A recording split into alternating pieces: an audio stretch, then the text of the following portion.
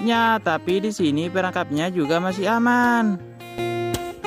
Jadi soalnya perangkapku masih sedikit, di sini aku juga mau menambah beberapa perangkap nih teman-teman.